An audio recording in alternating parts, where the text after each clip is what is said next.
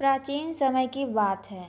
एक राजा हुआ करता था जो लकदक कपड़े पहनकर यूँ तो हजारों रुपए खर्च करते रहता था, पर दान के वक्त उनकी मुट्ठी बंद हो जाती थी।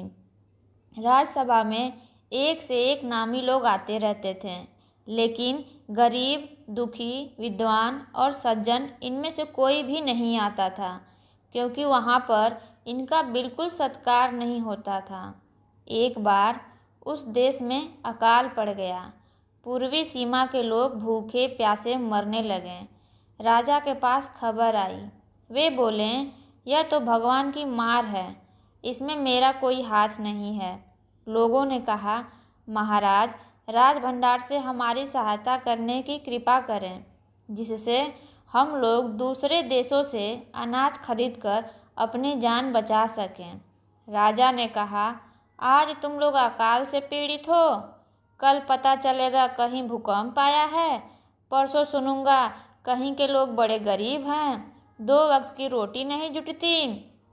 इस तरह सभी की सहायता करते करते जब राज भंडार खत्म हो जाएगा, तब मैं खुद ही दिवालिया हो जाऊंगा। यह सुनकर सभी बहुत ही निराश हुए और लौट गए। इधर अकाल का प्रकोप फैलता ही जा रहा था। न जाने रोज कितने ही लोग भूख से मरने लगे। लोग फिर राजा के पास पहुँचे। उन्होंने राजसभा में गुहार लगाई, दुहाई महाराज, आपसे ज़्यादा कुछ नहीं चाहते, सिर्फ 10,000 रुपये हमें दे दें तो हम आधा पेट खाकर भी जिंदा रह जाएंगे। राजा ने कहा, 10,000 रुपये भी क्या तुम्हें बहुत कम लग रहे हैं? और उतने कष्ट से जीवित रहकर लाभ ही क्या है?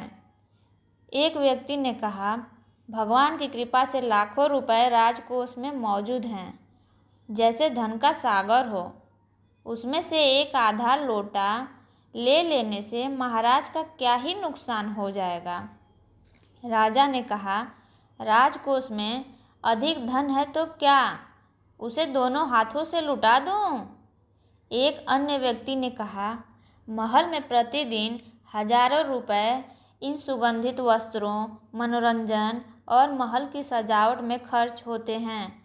यदि इन रुपयों में से ही थोड़ा सा धन जरूरतमंदों को मिल जाए तो उन दुखियों की जान बच जाएगी।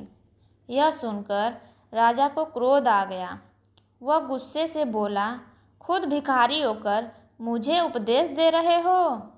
मेरा रुपया है, मैं चाहे इसे उबाल कर खाऊं, चाहे तल कर, मेरी मर्जी।